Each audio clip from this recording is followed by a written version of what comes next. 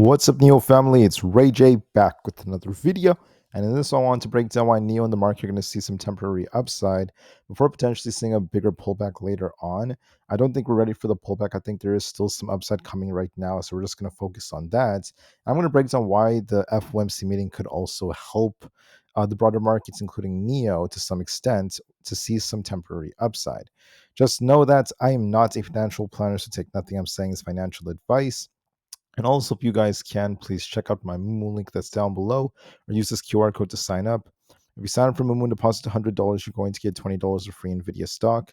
Deposit $2,000 or more to get $50 worth of Nvidia plus a $100 cash reward. Deposit $10,000 to get $300 worth of Nvidia plus a $100 cash reward. Or deposit $50,000 to get $1,000 of free Nvidia stock. The offer ends very soon, so please use my links down below to sign up.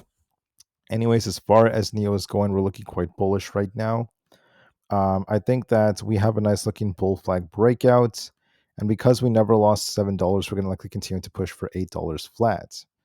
I also think that the overall market, we started off with a dip after FOMC, but we got bought back up completely, right? And we actually closed kind of flat on SPY in the QQQ, which makes me suspect there might be an attempt to go higher one more time.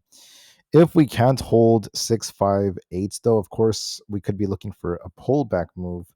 But we might try to bounce a little bit. We might try to see some upside temporarily, maybe retest our wedge, and then we could be forming some kind of top very soon before this starts to turn.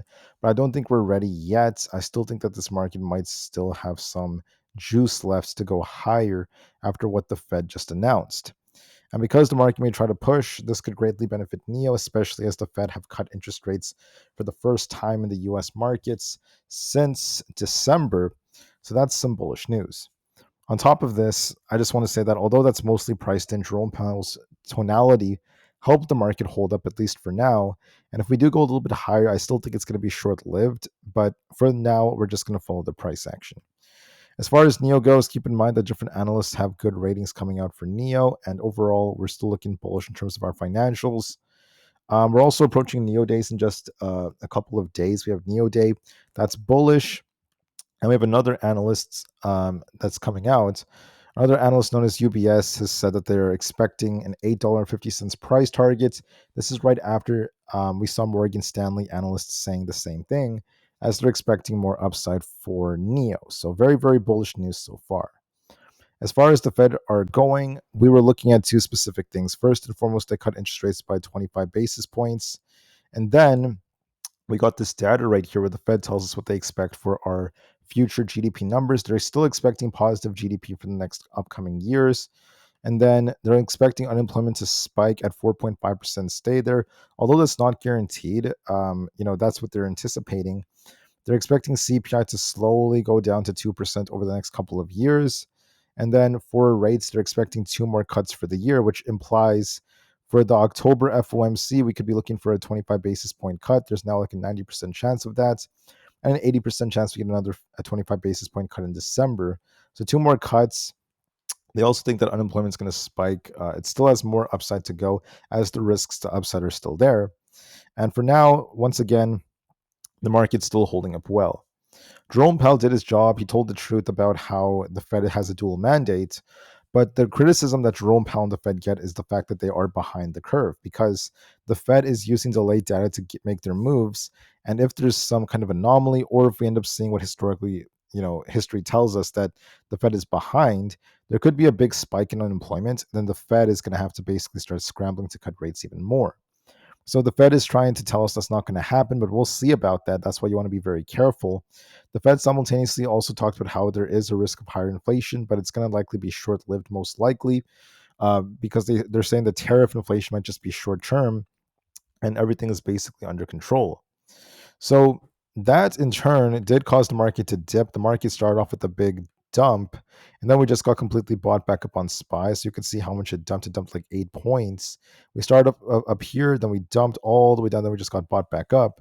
So are we going to dip more? We might bounce a little bit first before we continue to fall. Tomorrow, before the market opens, we actually have some Philly Fed data involving employment and such, and initial jobless claims coming out. So be ready for some volatility with some jobs numbers. I do think the market might try to go a little bit higher. If we lose 658, I'm bearish. If we break 660, I'm a little bit more bullish. I do lean a bit more now towards us trying to like push first, and then we're going to form some kind of top eventually before this starts to turn back down. I would say it's going into like next week, but there might be another, small little pump coming. On the QQQ, same thing. If we can't hold 588, we're looking for a dump. But if we hold this, we could retest the all-time high. And then we're going to be watching to see if this turns back down. So be very, very careful.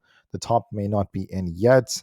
And we could be looking for the market makers who are trying to teach the bears a lesson.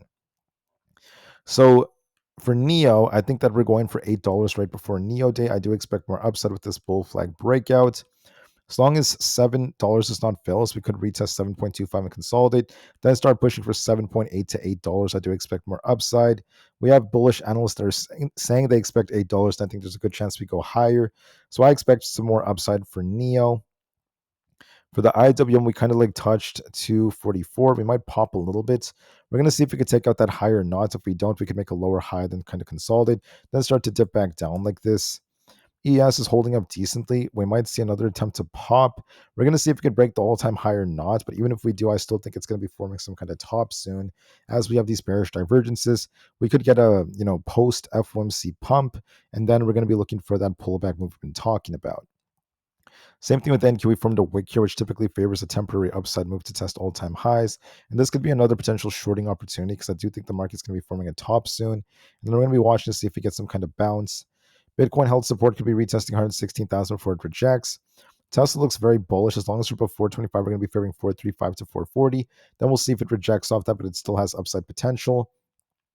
Nvidia is looking for basically 172 as our target, and we'll see if it rejects.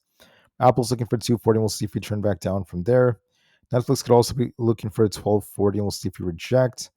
And AMD might be also retesting 160 before we see a big shift, but I do see some temporary upside. Coinbase is on a bit of a downtrend. We're going to see if 317 holds. If not, we could be dipping to like 310. And then Amazon might bounce a bit for 234 before it turns back down. Meta is also bullish. It could be once again trying to get back up to these highs. We could be looking for 785 to 790 before it rejects. Google's holding 246, so it could be bouncing to retest the all-time high. 255 could be retested before it rejects. Microsoft may also bounce, and we're going to see if it makes a lower high compared to this high. It's possible that we do try to go higher, and then we'll see if we get a rejection as well. So with that being said, I do think that we might retest this trend line before turning back down. And the VIX, it came down a bit. I think that the VIX is going to be once again, we have a gap down here. Are we about to see a small dip in the VIX? Does the market go a bit higher? And then the VIX is going to be getting ready for its breakout. There were many times when we saw similar moves. So for example, right here, the VIX was at 14, it bounced to basically like 17, came back down one more time before it broke out. And I still think we could be looking for a move like that. So that could be indicative of some upside before we see another rejection. NIO may continue to rally for $8 as a result of us approaching NIO Day and some bullish analyst ratings. And because the whole market may see a small pump one more time before we form some kind of top. So that's what I'm anticipating for now. With that being said, I thank you all so much for listening. I just want to be very unbiased about this, and I'll see you guys in the next one. Have a good one, and peace out.